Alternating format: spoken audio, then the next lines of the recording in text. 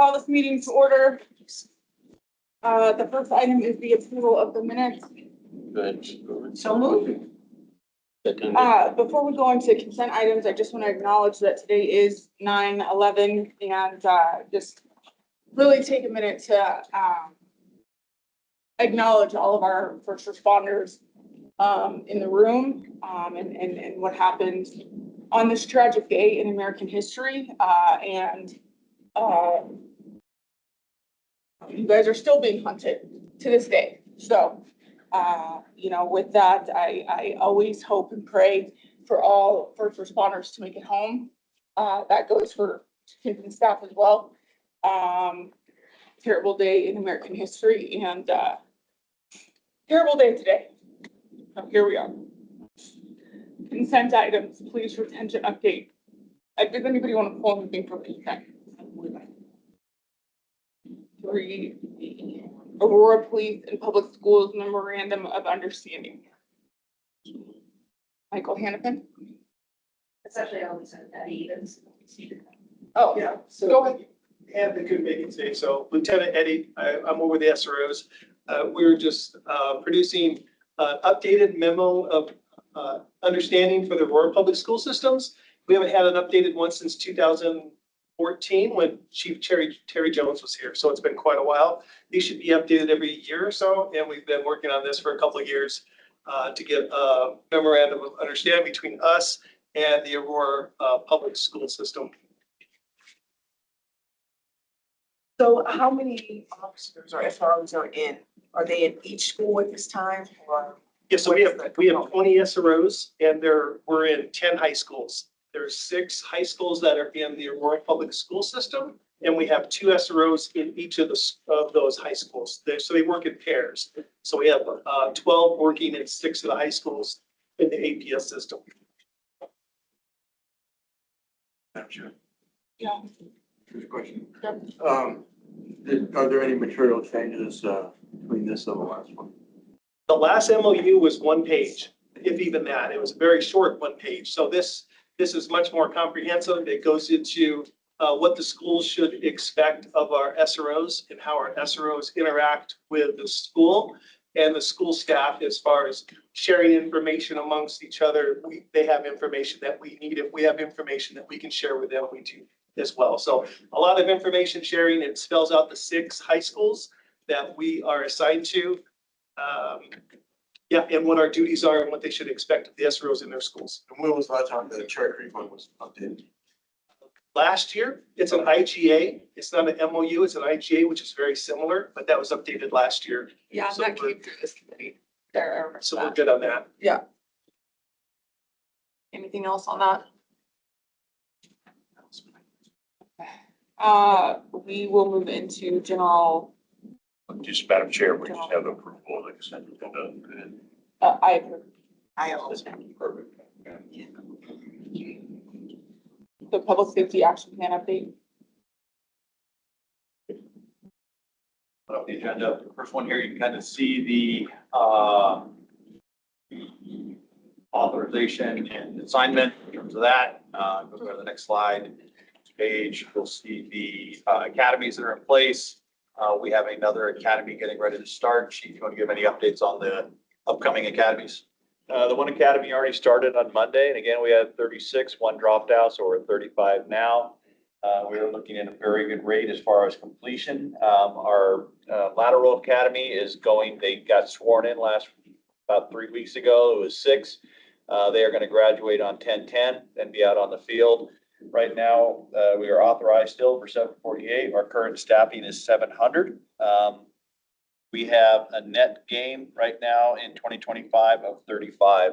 So we are moving in the right direction as far as staffing. We hope by January, based upon the trajectory that we're going, that we will be staffed in a much better spot by January. But, Chair, Yeah, go. so, so with the, when is the next academy class? Sorry. The academy started Monday. No, the next one. The next one's gonna be in about 3 months, be right around, we're thinking it's about 3 months, so we'll be looking at October, November, December, somewhere around December, January. So, and we, normal attrition, when do you think we'll be at 100%? We're hoping, again, right now, we are really good on attrition rates. Year to date, we've lost 57, so we're about 11% projected. And I want to put that in context because in 24, we were at 12.3% attrition rate. And then in 23, we were at a 14.1%. And so based upon what we're seeing and how many are coming in and going out, like I said, we have a net gain right now of 35. So I'm hoping if we don't have any major incidences or we don't have any major people dropping off, which we have the lowest attrition rate right now that we've had probably in 5 years. If that stays steady, we'll hopefully be at 748 sometime in January. But you said the attrition rate right now is about 11%. That's correct. And that's, Chief, that's inclusive of field training losses and losses in the academy. Yeah. correct? Oh, Yes. okay. Okay. Yeah, so that is, and I think the Chief's talked about this in past meetings. Obviously with larger academies comes just, Yeah. just more Yeah, losses. but we found out even with the larger academies, even though they're larger, it sounds more dynamic when you say, okay, 15 people dropped out. But when we were doing 5, when the department was doing 5, there'd be 1 dropout. So it's still percentage wise the same amount. It's just the expectation of what you're going into. As people to get in and decide, hey, this isn't for me, or they're not able to complete the task. But the attrition rate is within the academy is about the same. So, but can you say with some confidence that you think we'll be at 100% early next year? I think, yeah, I do. I think we'll be at our authorized positions by next year. Yes. By next year? Yep.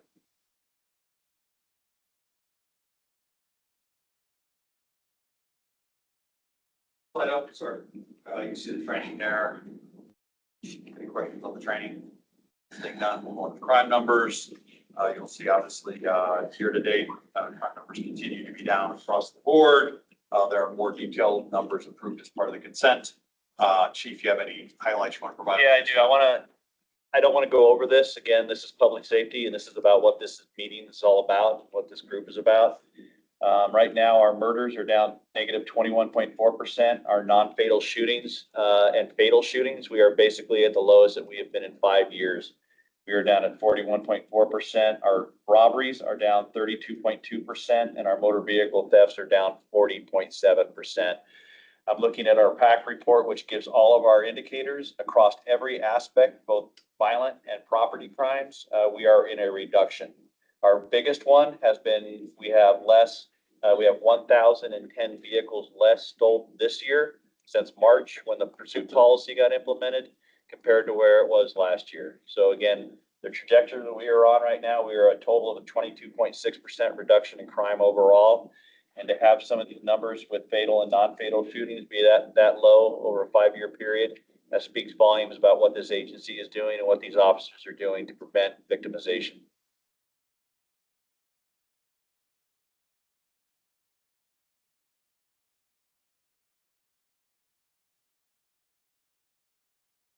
None. Section 3 is our youth violence prevention. Jessica, Lisa, you guys want to give the update on that? Sure. So since our last meeting, we have signed agreements with all 3 of our community-based organizations for them to be fully operational. They have been operating prior to us having the federal grant and getting those agreements in place. So those are in place. You can see on average, reaching out to kind of 15 to 20 individuals through our customs on Wednesday evenings. Those are continuing to be successful. With follow-up with case management with our Justice Works partners and our CBOs. There's some success stories listed below. And then of note, last night we hosted our first call-in that was juvenile only. Before we were also taking adults in those. We did just juveniles. Families were invited as well. We had created an initial list of about 40 individuals that were eligible. 20 had about specific outreach for them. Some were mandated to be there by probation and parole. The 18th was fully on board with us for that. The 17th, not so much. Still working on that related to specifically juveniles and them showing up. I think the mayor was there. Many of the chiefs were there. Others that are in this room. I think the message was good. It was succinct. We've refined that. This is our 4th call-in that we've done since starting the SAVE program about 2 years ago. So from my perspective, that was really successful. We had 3 individuals show up, would still like to see those numbers higher. to kind of account for the effort that it takes to come in. But again, influencers in the community going back hopefully to their groups, all three were engaged, all three stayed after, all three were working with our CBOs after last night. Chief, anything else you want to add? No, I don't think it's so much the numbers. Obviously, we wish we had higher numbers, but I think it's the impact. When you look at some of these individuals that are sitting in those chairs, they are responsible for a number of shootings. These were juveniles, being able to have that opportunity to do intervention and prevention. Again, when we talk about reduction in crime numbers, it's also important to make sure that it's not just enforcement or over policing, but it's also making sure we have the opportunity to reduce violence through intervention. And that's exactly what last night was. So for everybody's involvement and the collaboration that it took to get that done, I appreciate it. And it'll be anecdotal, hopefully. We'll see a positive impact, but I know without question that we gave those three individuals an opportunity to make a life change, and I hope they embrace it. Any questions on the youth violence stuff? Okay, seeing none, we'll go to the section 4, which is our crisis response teams. You see the numbers there. Jessica, you guys want to give some additional background and color on that one? Only thing I think to highlight here just is the third AMRT unit is up and running. So we now have 5 CRT units and 3 AMRT, able to cover more times a day, more days of the week. Continues to be effective program with diverting calls, from general patrol with AMRT. There's a few success stories. We are in the process of getting ready to put out our RFP to renew our agreement for the clinician part of this program. We've been with UC Health for a few years. It's been a successful partnership. So, but our agreement is up with them. So we're getting ready to do that process with having a new agreement in place for clinicians by the end of the year. Jessica, they haven't said anything about whether or not they're going to continue, right? They'll bid. UC Health hasn't said anything about. Oh, yeah. Okay, good, okay. Expect to get a I just wanted to make sure that, fully okay. expect to get a proposal from UC Health. This time we have to go through that No, competitive process. Yeah. So, but we fully expect to receive a proposal from them.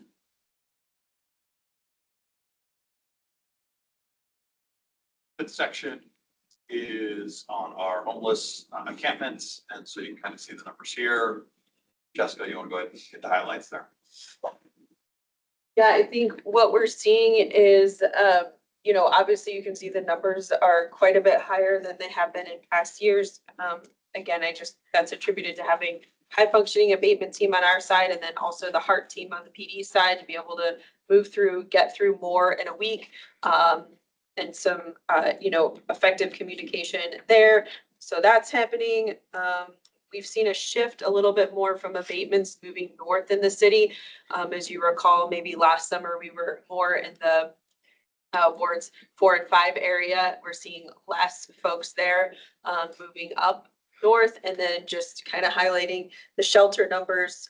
We've kept the shelter open beyond cold weather. So we're averaging about 100 people at the Day Resource Center still every night.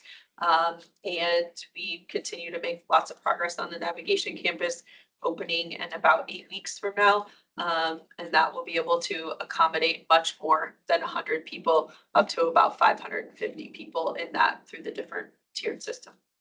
That's all I have. And then with that, there was also an increase, obviously, of our HEART team in the police department. So we went from basically none a year ago, and now we have 1 in 5. I just wanted to give you a quick update on where we are. So for how the divisions or the districts work in them, we are also actively involved with the abatements. In D1, there was 280 individual abatements. In D2, there was 220. In D3, there was 73. There was also been arrests made on each of these as well. Again, like I mentioned every time, homelessness is not a crime, but there is crime within homelessness. And there in D1, there was 86 summons issued. There was 52 in D2. There was 12 in D3. On the camping ban arrest, in D1, there was 58. In D2, there was 43. D3, there was 4. For probable cause arrest, again, this is the HEART team. This is their sole mission and what they're doing, and they're changing the dynamics of this community. I can guarantee it. They made 15 arrests in D1. They made 11 arrests in D2. Warrant arrest, there was 60 in D1, 49 in D2. Total hours spent, In D1 was 207, total hours spent in D2 was 254, total hours spent in D3 based upon needs and issues was 75.75. So again, this is really changing the view, and it's changing the, really, I think, the crime issues related to calls for service, related to community concerns, quality of life issues, and that team is having a huge impact. Can you tell me, and thank you for that report, are there any plans to maybe change the dates of abatements? Because it seems that, it's particularly in my area, that they know when abatements are gonna happen, and so they'll move and then move back to the same spots that they were in. So are we looking at maybe rolling the dates so that people don't get into a rhythm of how the abatements and interactions will go? Just shift them within a narrow window and probably have our abatement contractor, Jessica, you want to give a little bit more within that, so we can shift them within a 4-day window. They do abatements Monday to Thursday. Do I have that right, Jessica? Mostly Tuesday, Wednesdays, and Thursdays, sometimes Fridays and sometimes Monday. We kind of reserve those for when we kind of have an emergency situation we need to take care of. So we could shift them, say if we were there every Wednesday, we could come on a Tuesday or Thursday. I think what's more important about your comment is, you know, there's two options now as we get the navigation campus open. It's you're either, you know, getting a summons or you have a warrant, you're going to jail, or we're going to the navigation campus. And so we've been having a lot of conversations about transporting folks, and giving that option now is going to be a different option with a lot more resources so that people aren't just walking across the street and then coming right back. And we're seeing less of that as people are accepting services with our street outreach team. And we've been having conversations both with Advance and the HART team, police department, and our own outreach and abatement teams about how do we get people transported more effectively so that there's an option for transport when we're doing that abatement at the same time.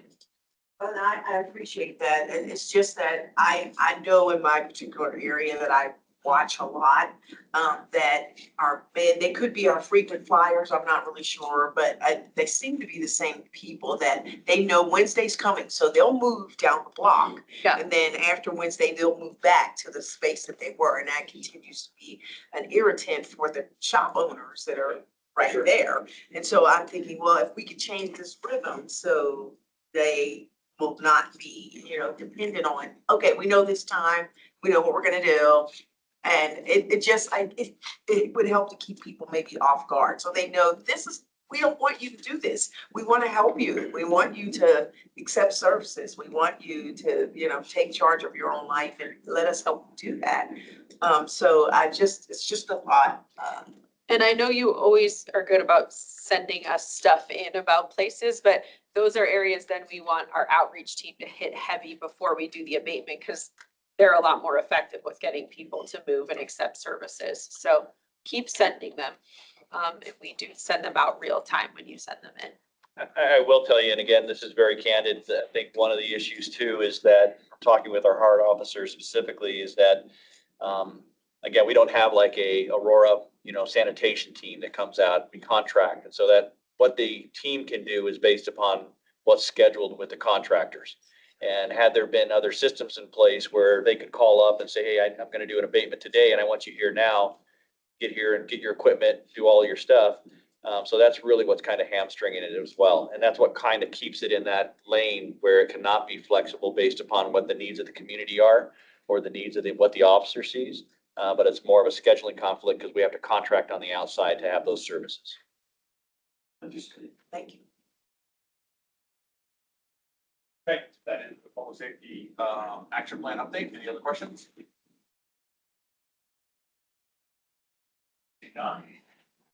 4B, facial recognition technology for law enforcement.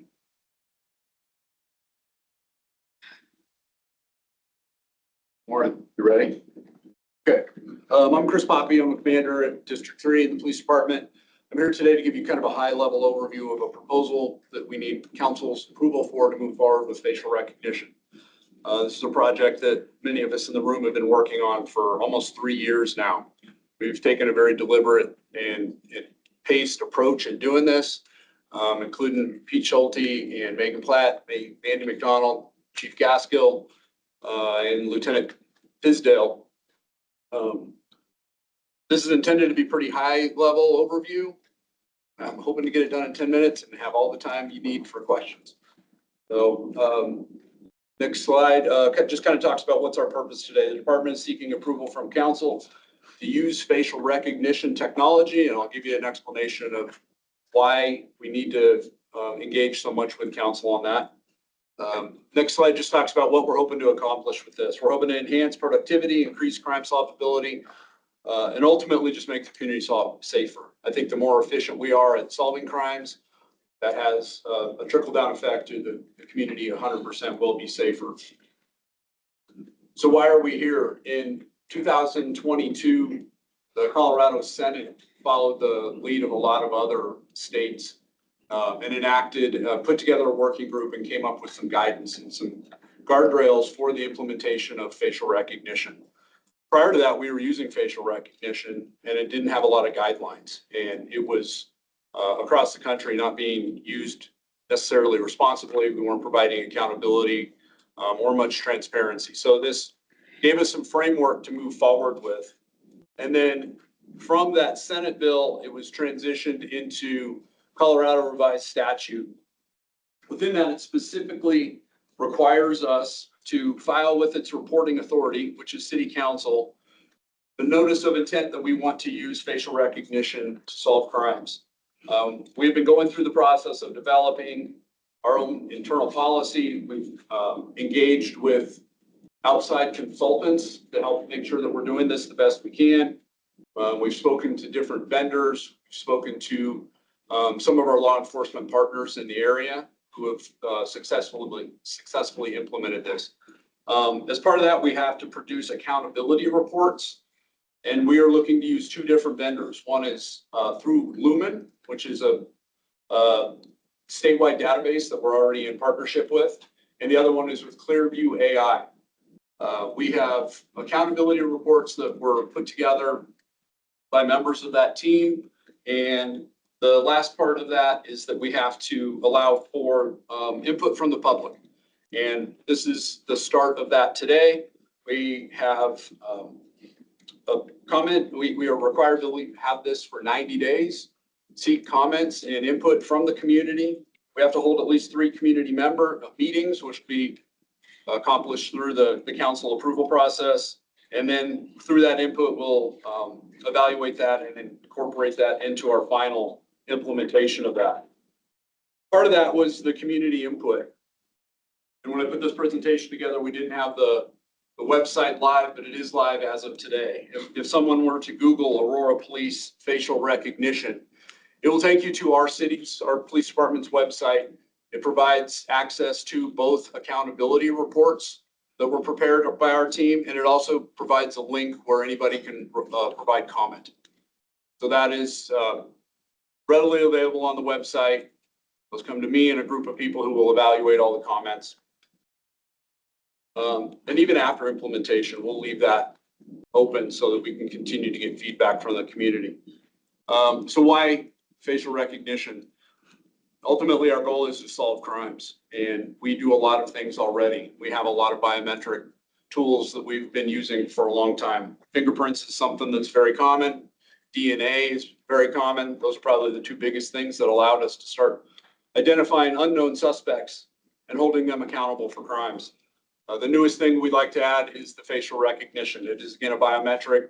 It identifies unique characteristics of an individual's face. This isn't that uncommon.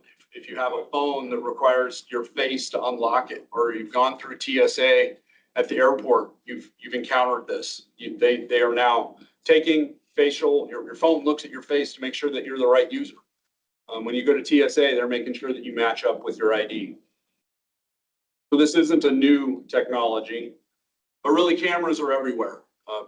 You cannot go anywhere without having a camera. There are Ring doorbells on every house now. There are cameras at intersections. We have cameras that we have. Every point of sale, every bank has cameras. Unfortunately, the reality is cameras are not out there to find people doing their best. They're not out there doing charity work, and we want to capture that. We have these cameras out there because we're hoping to gather evidence that will help us do our job better. The use of facial recognition is a tool that's going to help us take all of that video evidence and put it forward into investigations. So where do we get ours? We have lots of pictures every single day that come in from crimes. Our cops generally will go to investigate a crime. They will do a canvas is what we call it. They go walk around, they're looking for witnesses. But anymore, we're not just looking for eye and ear witnesses. We're looking for individuals who have cameras and that were recording incidents that possibly captured the crime or possibly captured our suspect arriving or departing from that crime. This is a big part of what we do now. It's not just the witness interviews, but just gathering this. Within our systems, and I'm sure council's familiar with Axon and all the technology and tools that we've got with that, we're able to give witnesses a link and it goes to their phone or to their email, and they can directly import their video images straight into our evidence repository. This is how we get a lot of our pictures. We're not out there violating anyone's rights to get that. We have a system in place, and it's almost always consensual into how we do that. We've crafted a policy, and it's all part of what we submitted. It is based on national best practice. It is based on a lot of working groups that have been put together throughout the country to give guidance on how to best implement facial recognition. And within that, this is a little bit of what our policy is directing us on.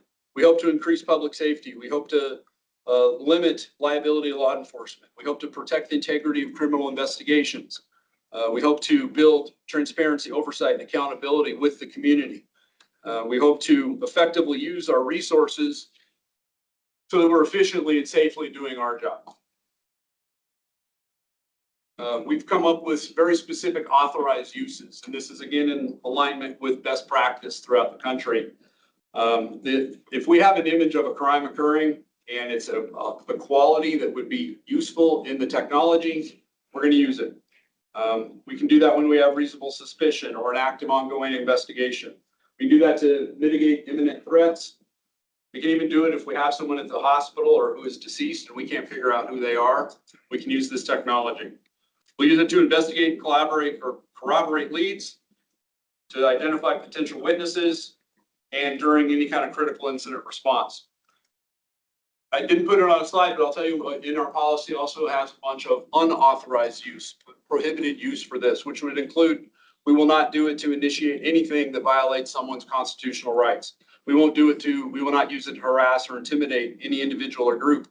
We will not use it for civil and immigration enforcement. We will not use it for ongoing surveillance or what's called persistent tracking. That's what Nordstrom's does when you go to their stores. They're using facial biometrics for their advertising and marketing. We will not do that unless we have a search warrant. We'll have to have a court order that allows us to use this on a perpetual or consistent basis. We're looking at two vendors. One is Lumen. Lumen is a regional, statewide records management system where we collaborate with a lot of our law enforcement partners in the state. This is something we're already part of. They already have the technology built into its new facial recognition. It's not turned on for us because we're going through the process with you now. We would take a probe image, an unknown image of a suspect, import it into this software, and it would compare it against mugshot photos that are already within that database and seek a match. The other vendor we're looking at is Clearview AI. I apologize, it says IA on there. Same thing, we take a probe image. Clearview AI is a private company, and they scrape publicly available open source information on the internet weekly. And from that, they're gathering data. They would compare our unknown image against images that they have taken off of these open source sites on the internet, which might be like Facebook or Twitter or Instagram, places a lot of our crooks are posting. They're bragging about what they do, or they're just putting their life on there. And we compare it against that, and we would get a result. Both of these have set thresholds on what results would be. And based on those thresholds, would provide that output for us. Within the best practice and within the statute, we're required to have what the statute calls meaningful human review. We're going to call that peer review. A lot of the scientific forensic specialties are already doing this. This is something that we would also implement. This wouldn't just be one set of eyes. This would never be just the computer outputs an image and we run with it. Every time it will be reviewed by the operator, and then meaningful human review would be a peer will also look at that and agree or disagree. And then we're taking it a step further. All of those will then be reviewed by a supervisor before that ever goes back to the detective requesting the analysis. We've also come up with how are we going to train our members. And we're going to do two different things. We will only turn this on for about 12 dedicated users, and we're going to put an awful lot of effort into training them. Right now, the FBI provides a week-long training specifically for facial comparison and identification. The FBI has put a lot of effort into this, and they have, through that, come up with training that is consistent with the facial identification scientific working group, which provides guidance for all law enforcement using this tool. There's also going to be specific training provided by the vendors that tells us how to use their software. And then every detective who would inherit these leads will also go through training specific to what they need to do with this to make sure that we're responsibly using these leads. Talking about leads, and I don't have a specific one on here, when we get a match on facial recognition, it's just a lead. It's going to be considered a tip. It would be like if someone called 911 and said, I know who did this, and hung up. We have to continue working. We have to continue to corroborate that lead and do our investigative due diligence and build probable cause. It's just one very small piece of a puzzle that would be part of what we're doing. Looking at projected costs, our relationship with Lumen is already built into what we're doing. That would be no cost. Clearview, just looking at what that would cost us for 3 years, it's $32,000 for year one, 46 for year two, 67 for year three. And then we're looking at training. What is that going to cost? That is an upfront cost, and then keeping up with attrition or movement within the agency will continue to train people. So I've broken that down. Chief and I have talked about this. We're confident we have this in the budget moving forward. Last thing I have on here, and I provided this to you in our supporting documentation, is those best practice white papers, I'm going to call them. There has been a ton of working groups put forward to this to make sure the guidance is consistent, that it's providing transparency, accountability, responsibility within these programs. It is something that has received scrutiny, and we have, that is why we've taken a very deliberate approach in bringing this to you. We didn't just jump into this 3 years ago. We put a lot of effort into it. These are links that you have, and then we sent you the entire packet to review as well. So these are from International Association of Chiefs of Police, Major City Chiefs Association, and then the Security Industry Association. They all very consistently give guidance on how to implement and then manage a facial recognition program. And I believe our policy and our intended use is directly in alignment with that. That's all I had for the presentation. I tried to keep it short and sweet, very broad overview. Understanding that there will be deeper conversations with the full council as we move forward. I have a question. Thank you for this presentation. It said that we were going to train 140 APD officers on it. And it said for 16,000. That seems like a very reasonable number, but I just am curious, how did we come up with 140? So the consultant we work with does training, and he can train 35 people per session. Okay. And then I just said, we're going to do 4 sessions. And that comes into, he'll come into town, he'll Right. train our people in person, Okay. and we'll have 4 separate sessions. My intent of that is to get every single detective in the department and whoever else I can get in that's still doing investigations outside of the investigative bureau. And then is this 140, is this going to be the standard? Are we going to take into account, attrition amongst detectives, stuff like that? And are we going to try and always keep it at 140. I would trade every member of the department if I could. I'm trying to be responsible with our funding, so 140 initially. And then expecting we're gonna have turnover, promotions, retirements. In 2 years, I added another 70 people to train. And I'm expecting about every other year, we'll reinvest in training and make sure that we're keeping current with that. That was. Yeah, so thank you for the presentation. It was nice. And then I know you did mention some of my question, but when did you plan to use it? During a live arrest or on a detention center, on the facial recognition?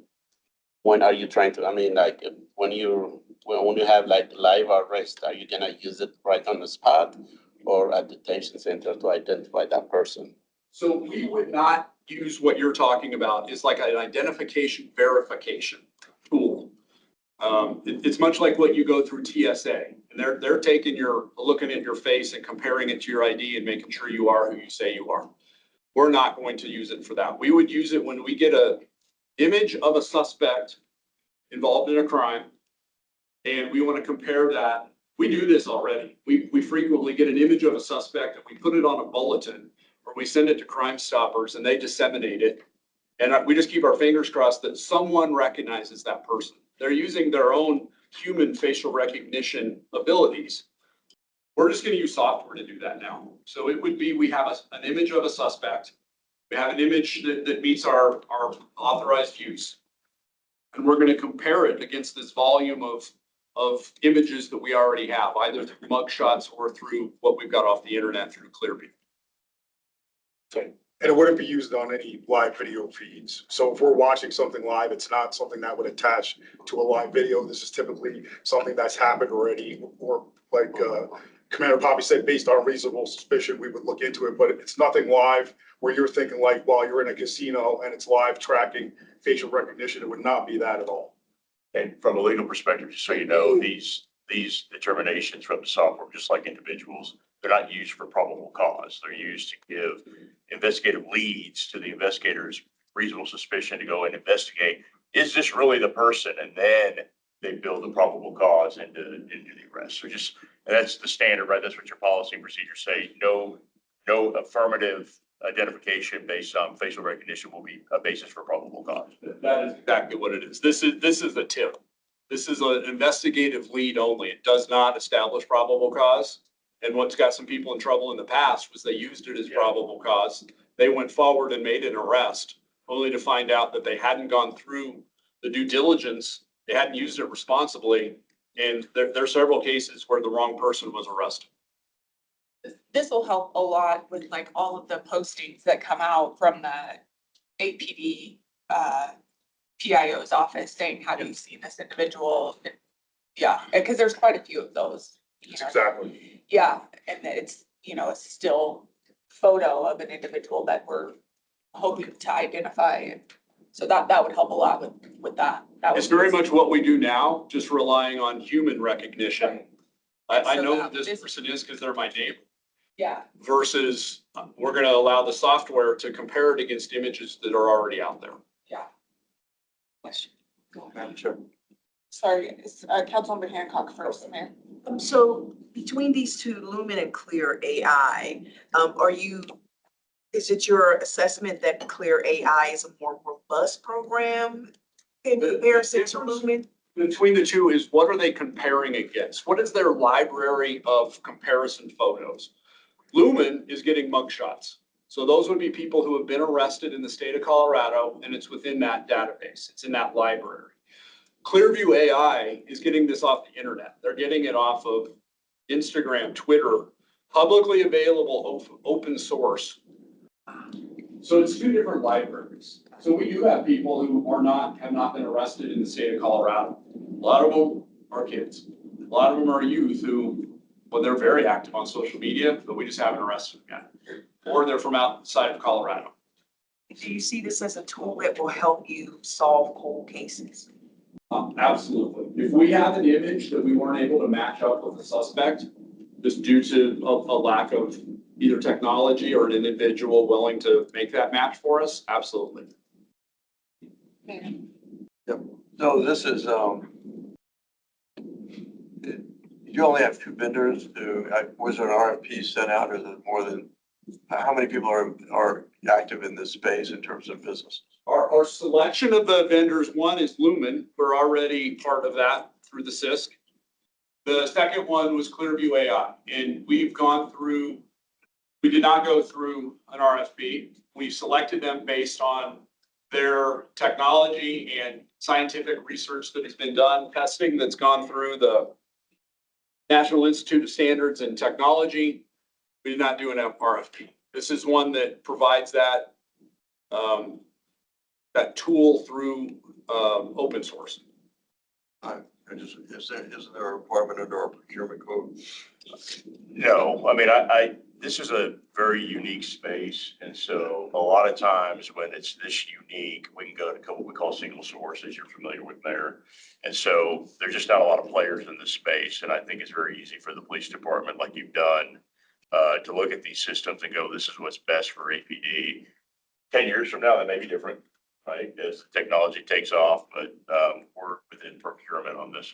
And I'd like to add for the Lumen database, that's the only database that has these records that we're speaking of, that that CISC, the Colorado Consortium, signed off that we're allowed to belong to for the entire state. So this is the only. So that's the governmental agency, or that's the entity that allows all the detention facilities in the county jails to send all their bug shots to Lumen. They're the end. So they have that database. And then I like how Clearview, just from a legal perspective, they're getting open source, right? They're not going out there and trying to break into Facebook pages that are private and so forth. If you go to the website and look at it, they're pulling it. That, right? It would be the same thing I could do if I had that much time to scour the internet. It's publicly available open source material. The easiest way to explain it is if you could type something into Google and find an image, that is what you would consider open source. That's what they would have. Speed up the process. Really, really neat technology. And so, Commander Poppy, we're already working with Lumen at no cost. Help me understand, we would want to use both systems, right? This isn't an either or.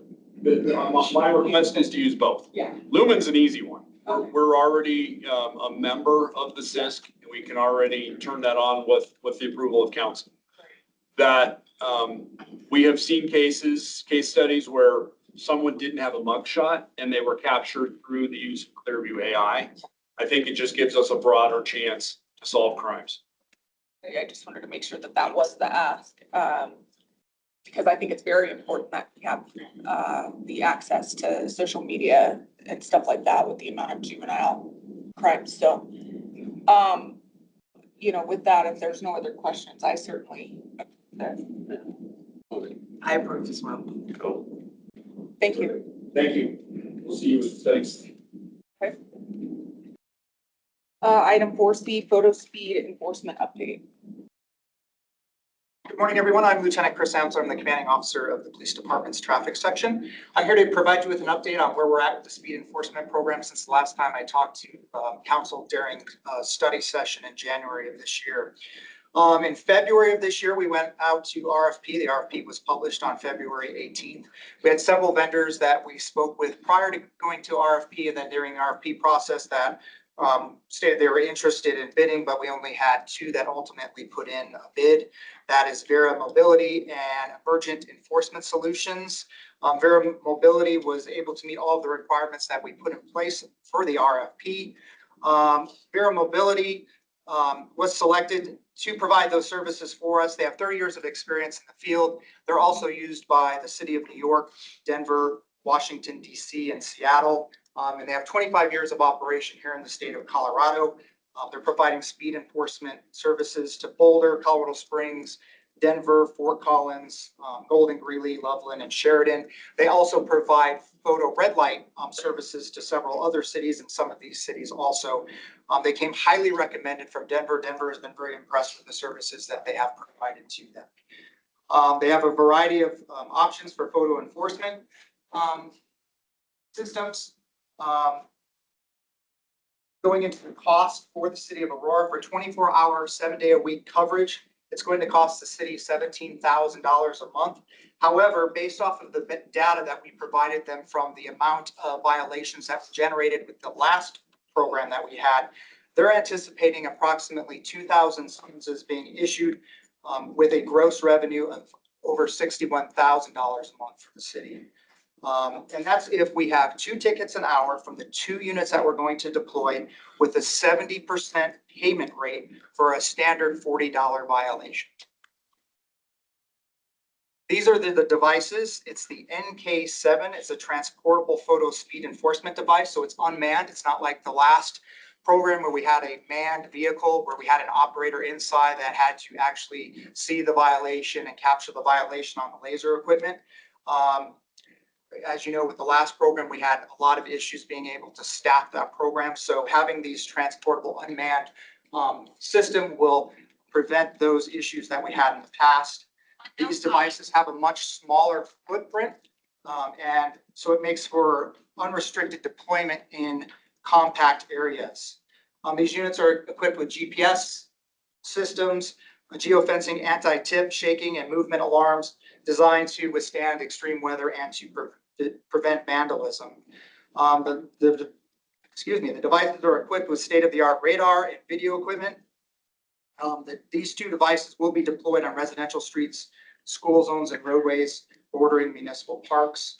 They'll be deployed to a new location weekly or bi-weekly. Again, it will depend on the demand and the amount of complaints we're receiving about speed in some of our residential areas. Each device is operated by a battery, so it's not solar powered. That way we can maintain that 24-hour-a-day coverage with the devices.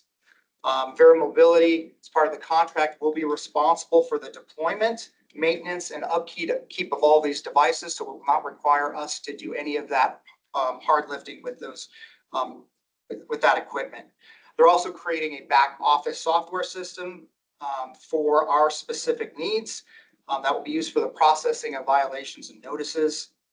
It will also include data tracking. All of the violations that are caught on this equipment will be reviewed by a contract employee, which we actually just hired on September 2nd. We hired Robert Peace, who's actually sitting right over here. He comes from the Denver Police Department after retiring 22 years working with their photo enforcement program. He's going to be the gentleman that will be there that will be reviewing violations to make sure that we actually do have a violation before a notice goes out. Sorry, this is you, sir? Okay, okay, all right, wonderful. The company is also providing customer support through a website and telephone customer service center. With that website, the public can view the evidence of the violation. They can request hearings online, and then there's also a page of frequently asked questions. They will also handle all the payment processing. This will also include a process server and collection services if we get to that point. So what will typically happen is 2 violations will be mailed out. If we don't receive payment at that time, they will then send out a process server to serve them with a 3rd violation. And then if that violator is served with that violation and payment is still not received, then they will go to collections. Payments are accepted on mail, online, in person, or by phone. Other services the vendor will be providing to us is training, expert testimony, and public relations support. So our next steps that we have with this program is right now we're still in the process of finishing up business rules and the contract amendments for the process server and collection services. Still in the process of building the back office of the software system.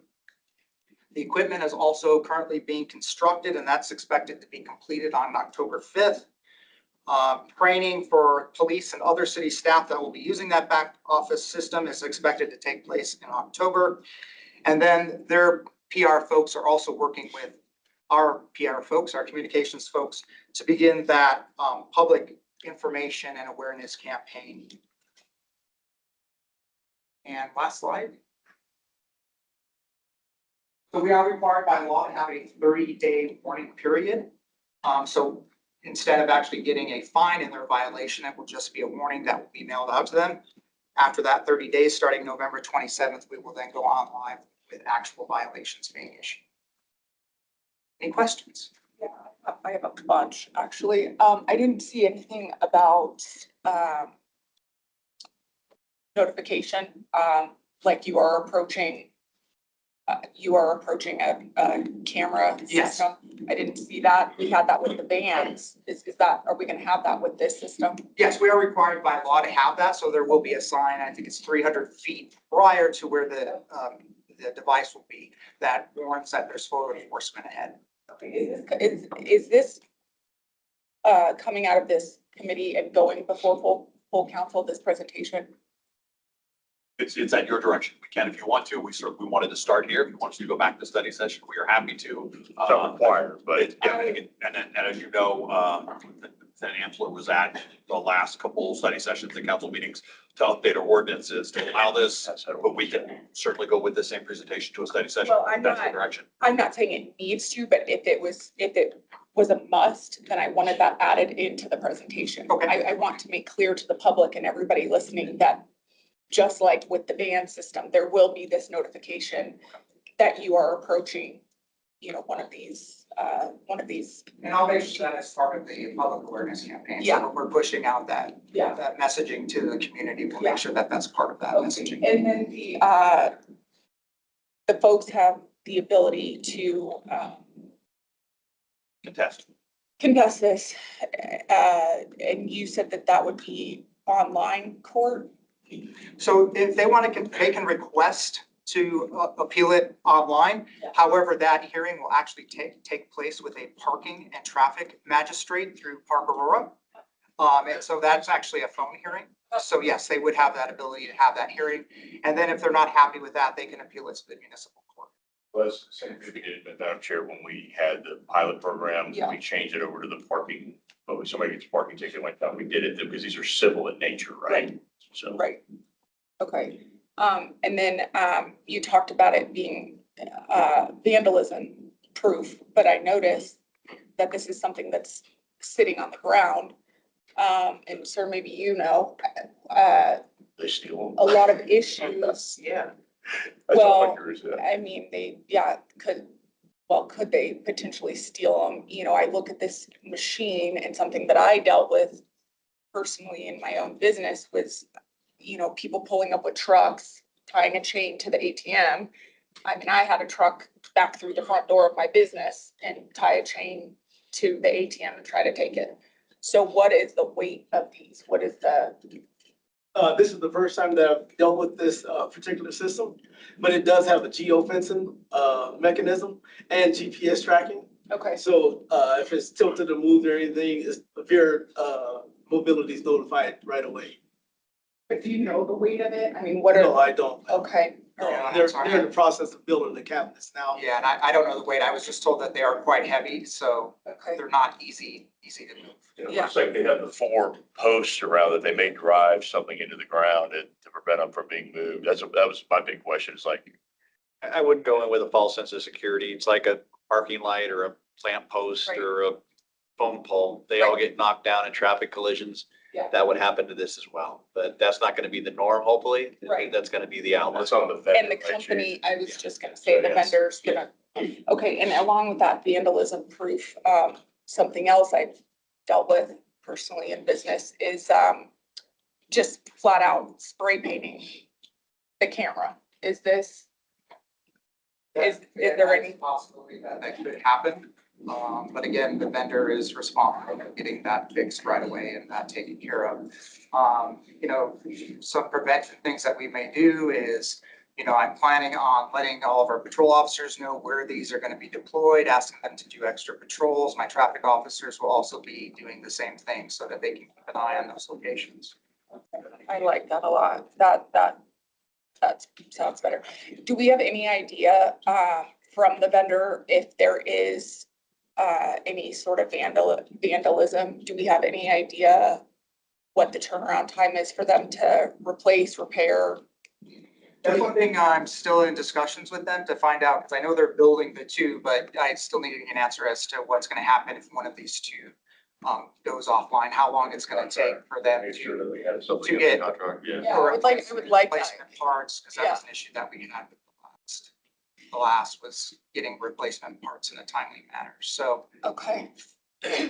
what Could be my question would be is- Chris, that once the last one was, we got so expensive because they weren't deployed, because we're waiting on parts. I don't want to prevent that in the contract, that if they're down, not because of us, but because of the vendor, that we're not going to be responsible for that amount of money. We may, okay, just want to make sure we're. And that's a big improvement over this program over the last, obviously, because last time we had contract employees and we're still responsible for those contract employees versus this, there's no contract employees, so we're just Yeah. talking about that. And then, my last thing, your slide about what the estimated, revenue was gonna be on this. I certainly didn't want this to be, any type of a revenue. I was more hoping to see it be a break-even point, just a cost recovery. I would ask, and if this needs to come before full council, fine, but I would ask that if there is, revenue on this, that it not, go into the general fund, that it go back Yes. into. Yeah, and Go ahead. I was gonna say, I think we discussed this at the last study session, is that any extra money that we have that doesn't pay for the cost of the program and then also the employee costs would go to traffic calming and traffic safety programs. Okay, Yeah, so that's a good- that would be Yes, ma'am. created. Yeah, we would set those funds aside, we come back to council and say, hey, we netted this much over costs. And then, as you know, certainly our board council members and our at-large council members, we have lots of requests for traffic calming out in our neighborhoods. And again, you're exactly right. That's not the purpose. Mhm. The purpose of this is to slow folks down, Right. to respond to that complaint we get from the community. And so to the degree we get revenue over costs, we would come back to council as to projects that we could further those goals, whether those are traffic calming measures, whether those are perhaps some overtime for enforcement efforts, other things like that. We would come back to council with those program goals in mind. So I would ask that that be a part of the public campaign. Letting the public know that this money is not just gonna go into the general fund. That a program is going to be created, and any revenue that is generated off of this is going towards a specific, traffic calming program for neighborhoods. I would like that to be a part of the public campaign. And then, yeah, Mayor. So I just really want to make clear. We're not responsible for any employee cost associated with this, correct? They are unmanned vehicles. Yes. And a reviewer, yeah, somebody who reviews. Yes. You're, That's it. They have to you're be. is an employee of the contractor. No, It's our employee. It is a contract employee with the city. It has to be, but it has to be a member of our police department, either civilian or civilian. Yeah. Okay. And then they are responsible for all maintenance costs. So we mentioned vandalism, they would be responsible for that, correct? Is there a contractual provision in terms of how long, because what we don't want to go in that, again, I think that something's been vandalized and it's just left there for a month. Is there a requirement in terms of how much time they have to keep these operational? That's what I asked, Mayor. Alright. Like, we're gonna negotiate that to have that as part of the contract, that they only have a certain amount of time to repair, replace. Right. No, then we're not gonna pay. And it- Yeah, okay. that's gonna be a part of our, that was my question. Sorry, I missed that. That's good. Sir, can I just clear, I'm sorry, I know you said it, but your background, you come from the Denver Sheriff's Department? Denver Police. Denver Police Department. Okay, wonderful. All right. Okay. Madam Chair, moving forward on this, because we've already had some ordinances and resolutions already gone through council about this. You can send this to a study session, but I didn't have to go any further. There won't be an accompanying ordinance or resolution, but you guys, if you want to just keep it here and what you're going to do, or we can take it to study session at your purview, to present it to the full council, but that'll be the end of it. There won't be anything that needs to go to the full council on the floor. See any reason to allow my colleagues to bloviate over this. This is something that I believe our community is demanding. And as long as we nail the public campaign of this, the requests made today, my direction to my colleagues would be that we just approve this out of this committee.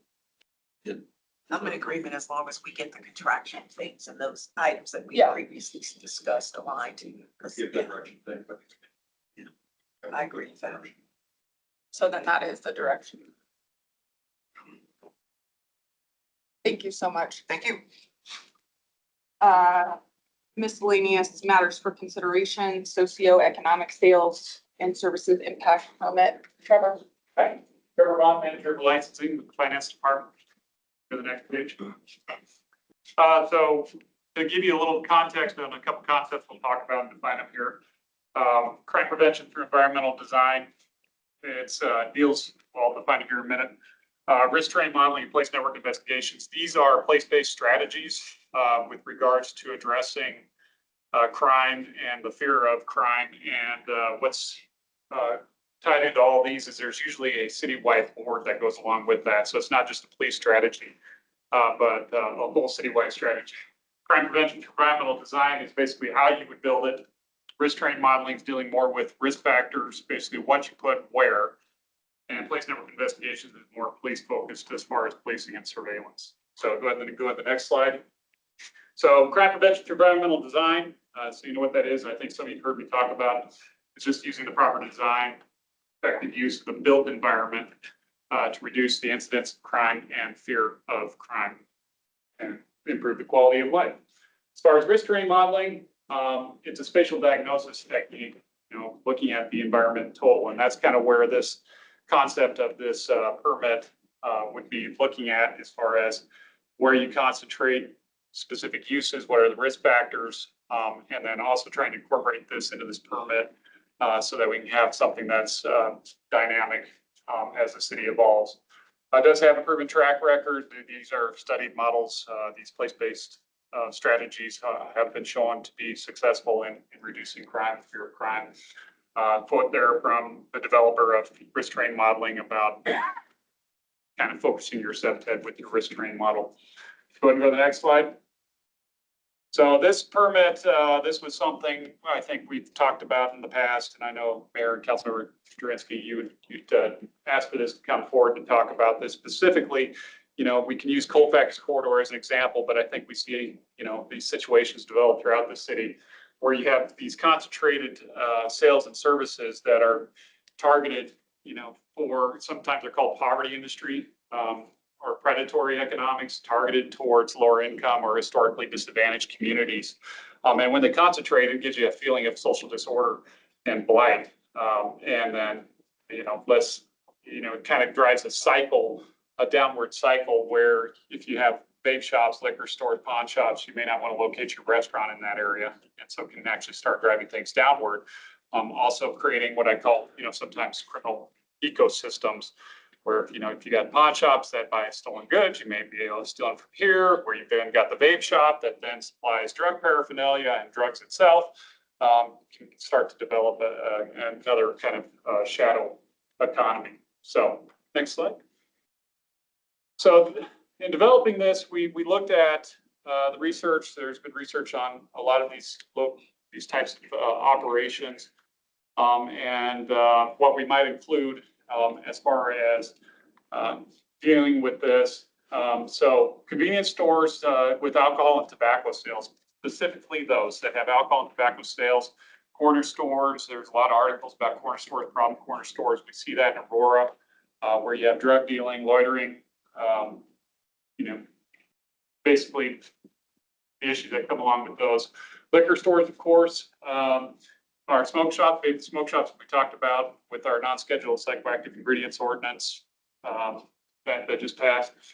And marijuana outlets, extended occupancy motels, pawnbrokers, major transit stops are just kind of on here as a reference point because transit stops kind of have a lot of that activity around it. So looking at light rail and where buses are intersecting very frequently.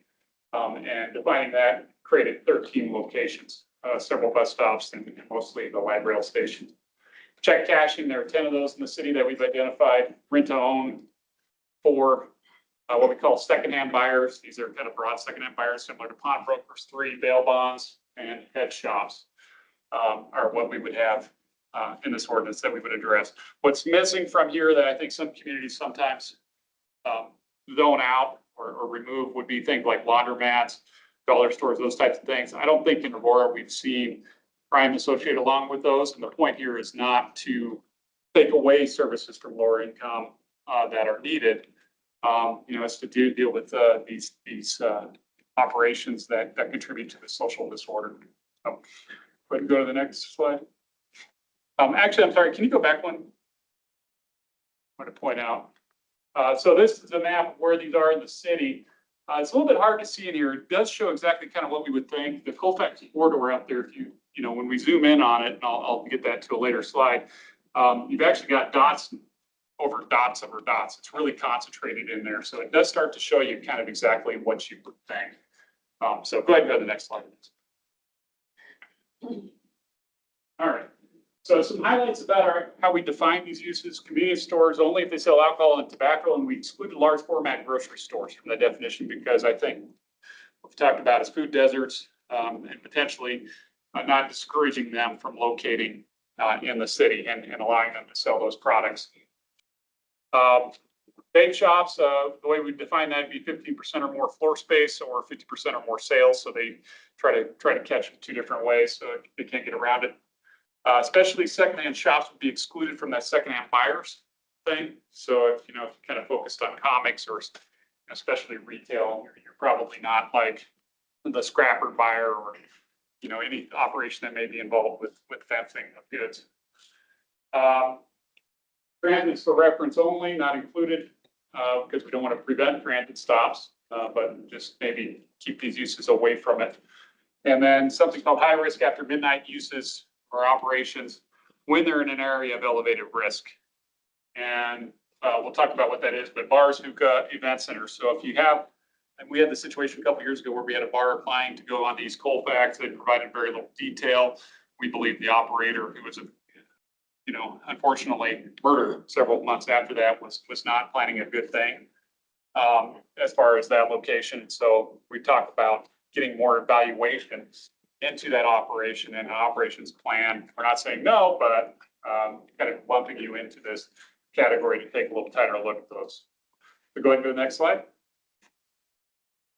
So as far as the spacing, that's just kind of the big thing we were looking at. We are doing this as a permit through the licensing code, not through the zoning code in part, so we can try to maybe address some of those other concerns in regards to the operations. But 300 feet spacing between these operations. So if you want a liquor store, what we're proposing is that it would need to be 300 feet from check cashing, it would need to be 300 feet from a vape store, and vice versa for new ones. Okay, existing operations would be already left in, and I'll show you some examples of kind of what that looks like. 1,000 feet from any extended occupancy motel. Most of those are along the Colfax corridor. 2,000 feet between the same type of operation. So that would then, our liquor stores right now are 1,500 feet under state law. We increased to 2,000 feet, 2,000 feet between vape shops, 2,000 feet between convenience stores that sell alcohol and tobacco, or for new ones. So those things. 500 feet from those major transit stations. And we're going to exclude after midnight uses, the high risk after midnight uses from any of those spacing requirements when they go in. Those kind of deal with the other issues there. Bars are interesting because they can actually bring an area up. They can also bring it down. Just depends on the type of bar. So it's not the nature itself. It's the how that individual operation operates. And then not permitting any of these in centers that are exhibiting blights or with 50% or more vacancy. So that's then putting pressure between that and your derelict property ordinance to try to incentivize redevelopment rather than just simply leaving to whatever. You need to redevelop your center, draw on good uses, have a healthy retail environment. Okay. Next slide. So areas of elevated risk. Here's kind of how we would determine that. Determined by a risk terrain modeling, which is something we don't currently have. So looking at actually adopting this as a way to kind of address this. And so we'd probably have to refine this over time. So high risk after midnight uses would be automatically considered the socioeconomic impact in those zones. if any of the socioeconomic impact operations want to go in a high-risk zone. We're not saying no, assuming the spacing's there, just we're going to talk about incorporating septet, which I talked about, and the nature of operations to show that they're not going to elevate the risk further as far as increased crime and social disorder. And then applying with, they've incorporated septet as a mitigating or aggravating factor when there's penalties for other violations of code. Okay, for all of the uses. So go ahead, next slide. Just wanted to highlight a couple things. This is on the Colfax corridor, which I think, based on crime statistics over history, this would be potentially an area of elevated risk. We did have this liquor store clean up its look after we'd found them serving a very intoxicated homeless individual. But just kind of interesting that's, they didn't do that on their own. That's what they were okay with their liquor store looking like. It didn't even look open. This is a pawn shop. This was taken a couple of weeks ago over by the Royal Fox. The pawn shop actually has all three of these units, but you can see the condition that the buildings are in. And someone said to me, well, they kind of know, maybe what the customers are, the area. So when you talk about targeting, what they're targeting as far as poverty and so on, they kind of have their customer bases and what they're doing. So they kind of know what they are, and they seem to both be existing and, I don't know, thriving, but at least there. And so when we talk about septet, well, you don't have great natural surveillance here. You don't have great maintenance on either one of these. It doesn't look particularly inviting. And I think, I put this up here because you kind of know what you would feel like if you're standing in front of one of these structures and where that'd be an area you wanted to go to. So go ahead and go to the next slide. So as far as the permit requirements and revocation of those permits, if there's a pattern of neglect or code violations, public nuisance violations, if there's an area of elevated risk, got to follow that operations plan. And for those that are grandfathered in, they would have to if they discontinue operations for more than 6 months, then they would lose that permit would go away. So this spacing would then apply. Go ahead to the next slide. So plan is to try to make this smooth as possible, both for the businesses and for staff, by issuing the permit automatically to existing businesses and aligning it as just kind of a little tag on the general business license. So just incorporating it into the general business license. So when you apply for your general business license or renew it, just taking care of it at that time. I'm proposing, you could do a fee of $130 on that biannual business license to pay for that risk terrain modeling software.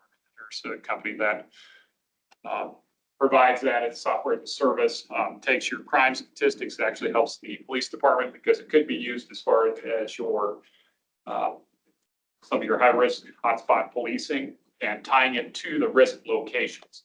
Some good evidence that's been used by Kansas City, Wichita, Dallas, a number of other cities as well. In fact, that area of elevated risk is a concept that we took from a Dallas ordinance. I know Chief, you and I have talked briefly about this as potentially something to help them as far as how they police these areas. Go ahead.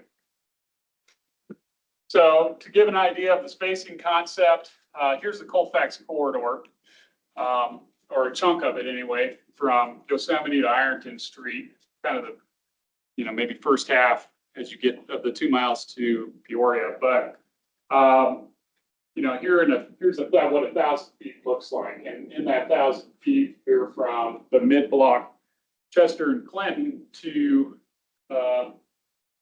is that Dallas? Dallas Street? Emporia. Thank you.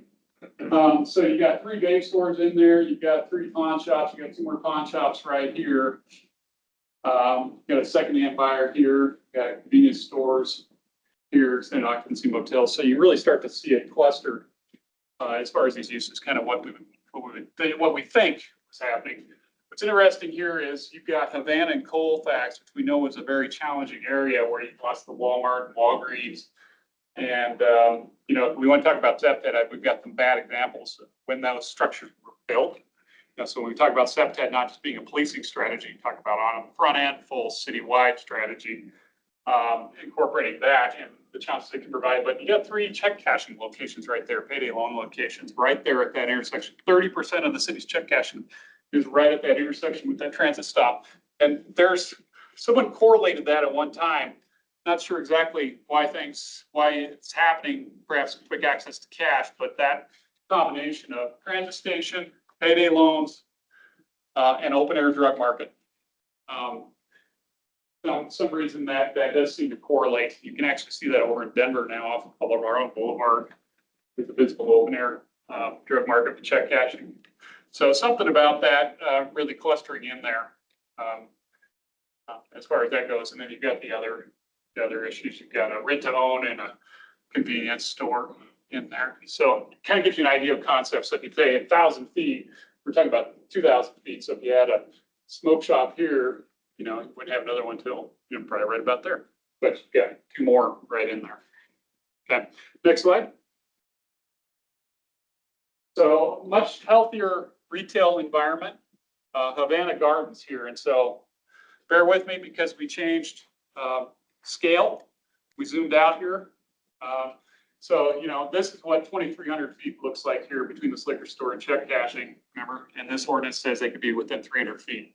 But that's what that looks like. Even from that check cashing to liquor store is 340 feet. So you just don't have that clustering in this environment. And having discussions with Bob Oliva, our retail development specialist, he says, healthy retail centers, sophisticated large retail centers wouldn't cluster these for these reasons we talk about. Generally, where we see this, there's kind of independently owned retail centers that are trying to figure out, who they can get in through these, just to fill the units. So go ahead and go to the next slide. We're seeing this clustering happening in Peoria, Mississippi. And, if you saw the new Safeway here is going to close.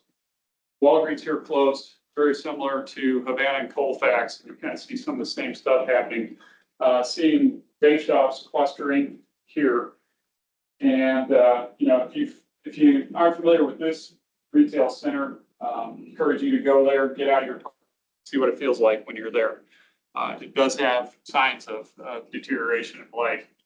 But yeah, you can see this is 369 feet just from there. And even this is just 1,300 feet to that other vape shop, which then there's another vape shop there.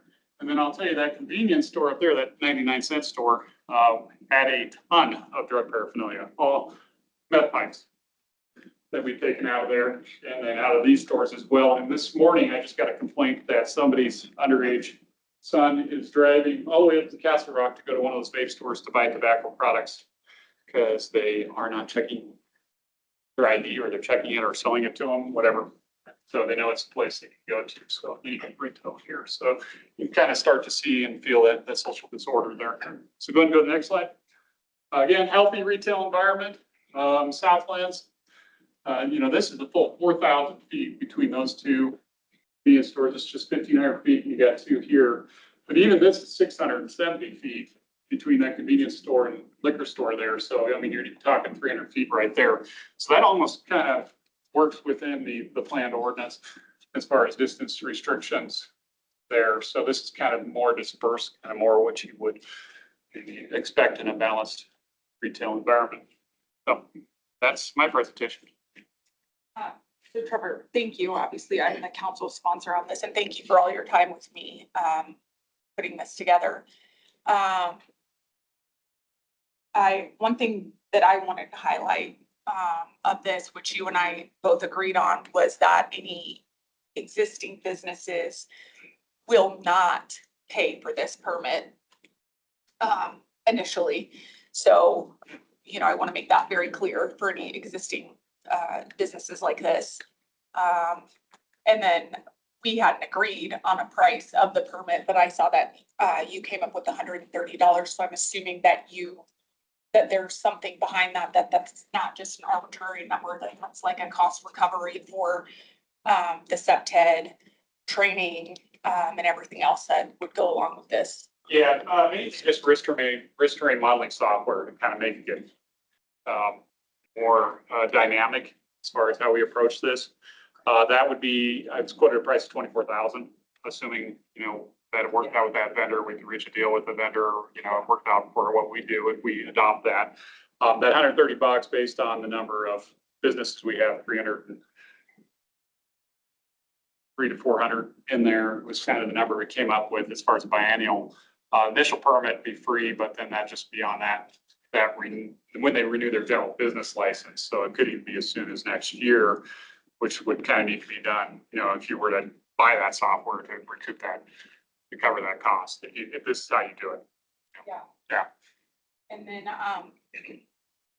to clarify, one of these businesses, it does give kind of a gray area that they can still open within the distancing parameters, providing that they're not selling alcohol or tobacco, and that is the convenience stores, so essentially gas stations. So gas stations could still open, but this will make them have to think about whether or not it's worth opening and not selling alcohol and tobacco. Yeah, I think it will discourage them. When we talk about risk terrain modeling, one of the big reasons that Kansas City really limited the gas station rules there was because of risk terrain modeling, because they see it as a high risk location. We hadn't gone there yet. Perhaps our model shows that gas stations are, but my guess is it has something to do related to being a corner store that sells those other products as to why you've perhaps got a higher risk location. Because we see that even in places you don't have gas, you just have that corner convenience store, and there, for whatever reason, that store kind of becomes an attractant. They sell to, kids or become a loitering place for drug dealing and so on and so forth.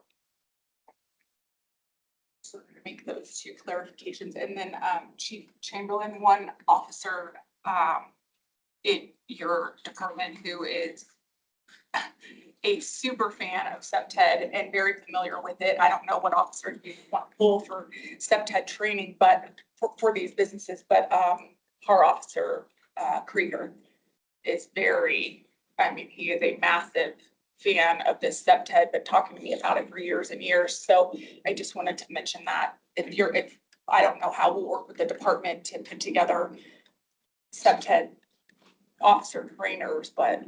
Yeah, so just comment on that. We just had training up at MLK Library this summer, which some of Aurora police were in, a bunch of Aurora public schools personnel, and a bunch of city staff from multiple departments, 64 hours of training for certification. I got certified in SEPTED. So we also had a bunch of people in Jessica's department get certified, planning department, a couple people from parks attended at least the initial training. So it may not even be officers. And all of this falls within our crime strategies. Again, what we instituted is it's near, mid, and far. Near is people-based. Mid is place-based. That's exactly what this is. It's been in the industry for a long time. It's just identifying locations and then focusing on them and then making sure that they're in a good place at the right time. Yeah. And then the long term is the intervention prevention. So this goes well within our strategy, something we're already implementing. This would just bring clarity to it and an action process to it. Yeah, and of course, those studies, the survey, oftentimes are partnerships, but can come from any location as to say, hey, we need to incorporate this. It's just kind of working together and then thinking ahead to, on the front end, so that it's not just police doing a SEPTED survey after the location's already built and going, I don't think you should have built it that way. So trying to incorporate that more into the city's culture to say, maybe before we, build, at the back of the building face Colfax and Havana, or these dead spaces at Iliff and Blackhawk, maybe we think about that on the site plan before it gets built. Yeah, be more proactive on that, Mayor. Madam Chair. Trevor, so if it's vacant for 6 months, if it's vacant for 6 months and it is categorically in one of those areas, then they can lose their license, correct? The business license to do that. Right. But how about, okay, there's a liquor store and they're within 300 feet of, and they go to sell. They would then lose that a bit. It would still continue with, the sale. Yeah. It's a property right once they live. Really? Yeah, once they are open and running, it's a property right that they can sort of sell the business and have it continue to operate. Yeah, even though this isn't a zoning requirement, there still have some vested right to it. I believe Pete's probably not going to disagree with me on that, but trying to dial into legal stuff. Yeah. So they would be grandfathered in and that would be transferable in a business sale, but the idea with the permitting and, you know, the pictures of the liquor store and the pawn shop that he showed, the idea is, you know, to really start watching some of these businesses that are serving underage at liquor stores, serving highly intoxicated people, taking advantage of people, not maintaining their property, a whole bunch of code violations. If the city steps in and ends up shutting that business down, that's when, Okay, that's when it could never be reopened, or that location would then fall under the distancing guidelines. so if it goes out of the system, it's better. Yes.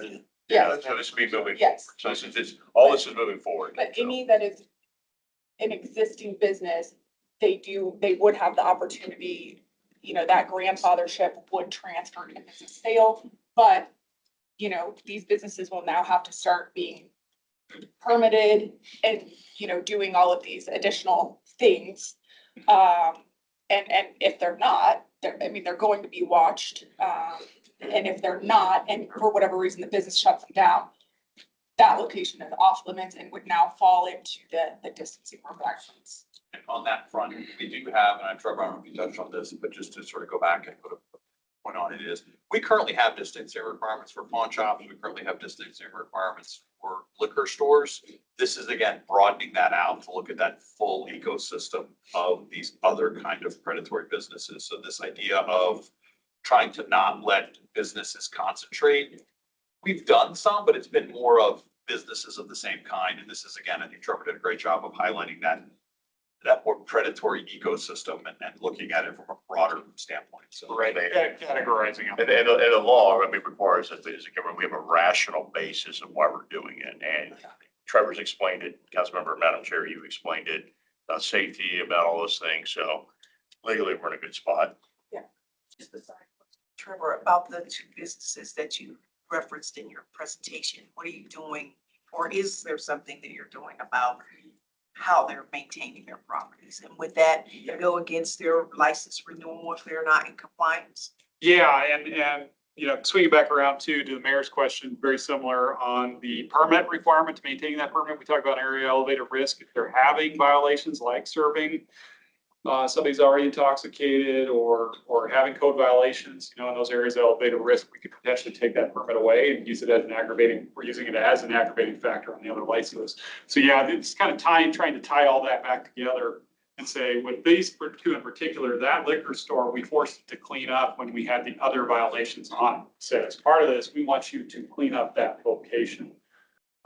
Liquor code doesn't quite get it at it directly. You know, I'll say in some states, like California, there are specific references, you know, maybe not by name, but to SEPTED standards on liquor licenses. Colorado's kind of lacking in that. It has more general regulation regarding, you know, activity offensive to the neighborhood, you know. So we can kind of use that to say, you know, it's not in good shape. But this I think makes it a little clearer and then ties it back into it as an potentially aggravating violation to, you know, on any other violations as well. So the pawn shop too, we're gonna go approach them. I put a code enforcement notice on it because there's landscaping issues in the back, there's some maintenance issues, and it's like your windows probably should be clear too. We'll try to look like you're something that's open, you know, to help that area out. Yeah. Thank you, Trevor, for your work on this with me. I certainly encourage a vote to move this forward with my colleagues. Okay. Thank you. I have two miscellaneous matters for consideration that I wanted to bring up. I visited the Geo Ice facility in Aurora just a couple of days ago, and I know, Chief, they met with you. They told me they met with you, and they are having a very big concern about their fencing. So I don't know if you were planning to go to the planning department or what your plan was on that, but I wanted to mention it in this committee that for whatever reason, the city was nonsensical about this when they built the fence. So I would like to I would like to make that a priority. It is. Okay, and Yeah, do we're, you we're, have we're this? meeting, we're Okay. looking at a new MOU. We're trying to navigate that. Part of that too was looking at it Yeah. from the environment around there. Obviously, the way it's placed and how it's functioning is not as good as it could be. Yeah. And so they are well into that, and we are having those discussions. And just like with every police station, district, building that we have here in the city, you know, we make sure that our officers' personal vehicles Yeah. are fenced in. Yep. They don't even have that at the GOIC No. facility, which is making, you know, the detention workers very unsafe. And so I just want to make sure that we are making this a priority. It's priority for a lot of reasons, because one, we're deploying there so much, and had the environmental impact been different at the very beginning, that footprint of having fencing Yeah. and different places, we would not have to be there deployed as much. And so that's one thing we're working at. I think the big aspect about this too is that GEO is still a private facility and it's a money-making machine. And so we're hoping that they're going to be the ones that pay for that process. And it's not something that the city gets. And that's the relationship that we're doing with the MOU. Well, I certainly wouldn't advocate for that. I'm advocating for fencing. So am I. Be broad, but I certainly wouldn't advocate for the city to pay for And that. that's what we're talking in our MOA. We're really, because that's something we're really pushing in, because the way it's set up now, it's really challenging as far as what demonstrations can occur, how they can occur. And if we could just get that modification in partnership with them, it would change the dynamics of our deployment resources, their safety. It would really be a valuable tool for everybody. Yeah. Yeah. And then I did, chief, once I realized and was told, how often our officers are having to respond to that facility, which I did not know. In my meeting with them the other day, I kind of doubled down on wanting ICE to take over some of those law enforcement responsibilities. In the detention facility, and I think that that was very well received by the warden of the facility. So I look forward to further conversations and hopefully having a meeting with you and them to see what we can do to get ICE to take over a lot of the law enforcement responsibility within the facility. So I just wanted to Yeah, know that. that'd be wonderful. We look forward to it too. And as they're building up their resources, I think there's going to be opportunities for that. Yeah, I agree. The second thing I wanted to bring up, and I know, Ms. Kitties, you did not get a chance to get it on my agenda, so I said I would just bring it up in this meeting, is looking at a warrant forgiveness program. The counties do it, other jurisdictions do it. It has never been done in Aurora. And I think that, you know, we talk about all of these warrants that we have on the books, some dating all the way back to the 80s. You know, a couple things stood out to me in our conversation is that, you know, folks that have had an outstanding warrant for 5 years and this person hasn't been picked up. Obviously, this person has not come in contact with law enforcement. And so for the past however many years, you know, but I think too, another thing that we discussed is it's not being cleared. Some of these folks could be sitting in like Department of Corrections, and we don't even know that they're sitting in Department of Corrections. We're not clearing those warrants on our end, or bringing them into our court. So I would like to see us do a warrant forgiveness program.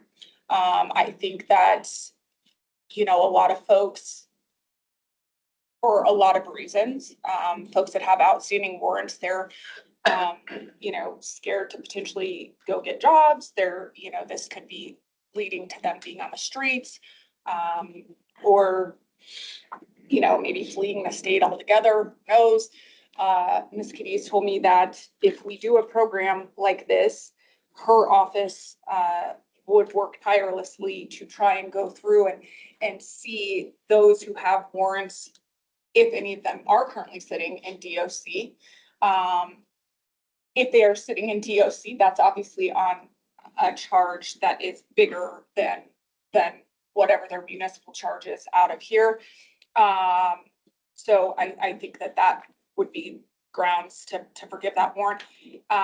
The other boundary on this, what we spoke about, is that DBs would be off limits. So we would not forgive DB warrants. However, the DB warrants that we have on the books that are from the 80s and the 90s, those need to get cleared out of our system. We obviously are not finding these people, and it's just staying on our books. So Chief, I wanted to get your take on this. Obviously, you know, I want our community to be safe. With taking DB cases out of this and not forgiving DB warrants, what are your thoughts on doing a warrant forgiveness, having a warrant forgiveness day, and encouraging folks to come out of the shadows or from wherever that have, and I think I had said 2 years or more, 2 or 3 years or more is something that I had said for those warrants. Yeah, and I think we didn't talk about all the specifics, and there are different ways you can go about it.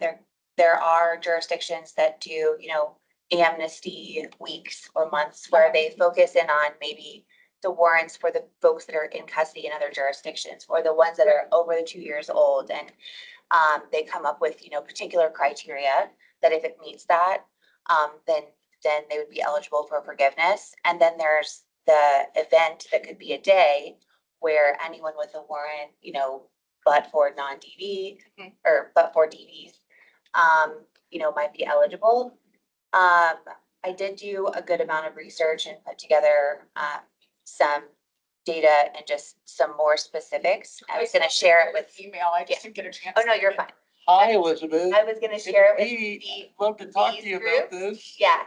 And my caveat was gonna be that I hadn't spoken to them about, what we spoke about because I was still doing research. Sure. So that needs to happen, but then, the DVs are certainly separate and, as far as our office goes, we're committed to at least reviewing the DV cases that we have on, you know, our books or in our case management system where there's an FTA warrant.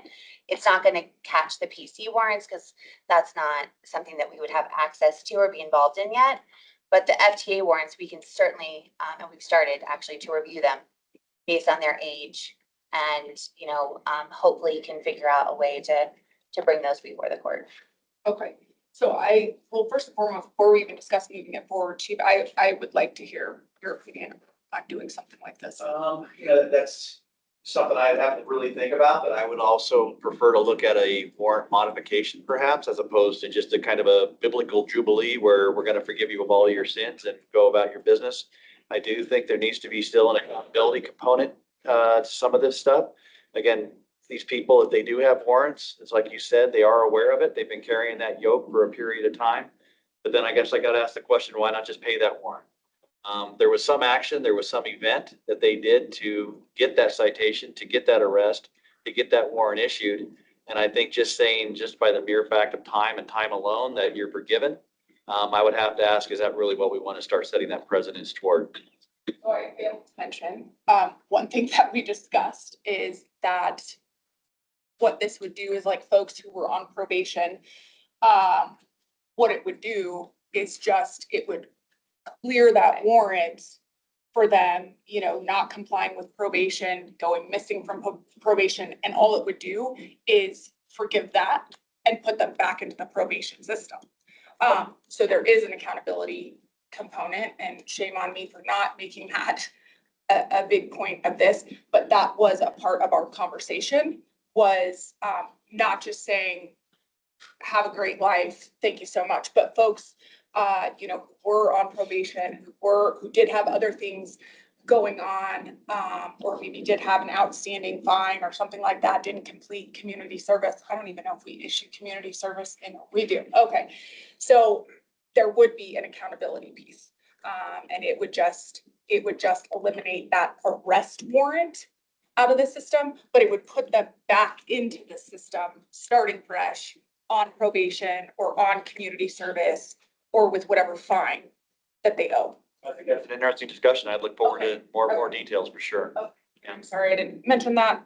So I just wanted to bring it up, to get the conversation started. This is something that I would like to see happen in Aurora. It's never been done in Aurora. Again, we see it happen in Arapahoe County. We see it happen, we see it happen in a lot of jurisdictions. And it would not just be total amnesty, have a nice life. So just wanted to bring it up in this committee to start the discussion. Pete? Yeah, I'll tell you, so that's my office that will be doing that, because once we get, now I'll talk about the probable cause warrants that are outstanding that haven't been filed. Once the cases get filed in municipal court, my office controls what we do. Totally open to it. First time I'm hearing about it. Love Elizabeth. Sorry, let's have I lunch. wasn't trying to, No, I know, I'm not mad. I just, literally, no, it's fine. I really was No. apologizing for not I having. think she's been shocked No. the entire time. Yeah, you brought this up? Meeting that I think we've been in shock No. since then. I'm not mad. No, So I'm not mad. I'm just She's like, no. probably waiting to see if I was gonna change my mind. No, but my thing is just, let's have lunch. I am not opposed to it. I think there are ways we could do a warrant forgiveness where we can have a day that people can come in, get their warrants recalled and get set up on a court date. I am That's right. totally up to that. That's High five. exactly- Let's have Sorry, lunch. I wasn't So trying that's to. exactly what we did talk about, is Yeah. just eliminating the arrest portion, but issue a court date. Well, I just didn't want you to see that I would have been opposed to that. I'm No, not. no one's So, opposed. Yeah. Okay, yeah. I just, all the stakeholders are right here in this room right now. Perfect. So I wanted to just bring it up to start the conversation before I move forward with actually making this a thing. Candace? I just want to point out, since this is a public meeting, that we do have walk-in court very frequently in our courthouse where people with warrants can walk in, and they are almost the majority of the time withdrawn, and they're given a fresh start. So Okay. that is already an opportunity for them to come in and they see the judge, and Judge Day might want to talk about it a little bit more, but we do that frequently. I'm sorry to interrupt. Candace, you guys instituted the ability to look up a warrant not too Right. long ago, right? That was a Yes. big, yeah, so. Yeah, they can look up. And they can look that up online. Yes. And see if they have a warrant. Yes. Yes, absolutely. Done warrant forgiveness in the past. I just looked at a long time since we've done it. but we've Oh. done it in the past. He's not familiar with that. Shut up. I may not have been, Yeah. I was still in law school. Oh, this But I just yeah. recall when we tried to do it when Doug was here and there was an issue because our case manager, like, we weren't able to access records, outside of the courthouse. Or at least that's what you had advised us. We'll get it figured out, man. So Yeah. I think, and if we do have this walk-in court, I think there's way too many outstanding warrants on our books. So, folks probably don't know about it. I have never seen it advertised on any of our social medias, any of our platforms. I love that you've implemented this and that people can go online and see if they have a warrant, check on it on their own. But like Ms. Kitty said, I would like to make this a highlighted event and maybe do it for a week straight. Judge, hopefully we can dedicate a judge to this. I would really like to see some of these warrants get cleared up, and get people back on the right track and out of the shadows who are just in fear because they know they have a warrant out for their arrest. So I wanted to just bring it up. We can all get together and have a separate meeting on it. But I would like to see this happen, and I would like to see it be made a really big deal of and reach a lot of people. And involve the homeless or the navigation campus maybe. And Yeah, we the would need outreach. to involve the navigation. I mean, I would want to reach our tentacles as far as we could, because some of these folks probably aren't even in Aurora anymore. They might be in other parts of the state hiding, who knows what they're doing. And a municipal warrant, obviously, the police department, these aren't warrants that we're actively going and looking for these people. If we stumble across them and see that that they have a warrant, then we'll arrest them. But these aren't the kinds of folks that we're actively looking for. Again, this is DV excluded. So, just wanted to bring it up, schedule a lunch, start the conversation. I think that I would like to see this come to fruition, with an accountability piece. So, did I cover it all? You did. I covered it all. All right. I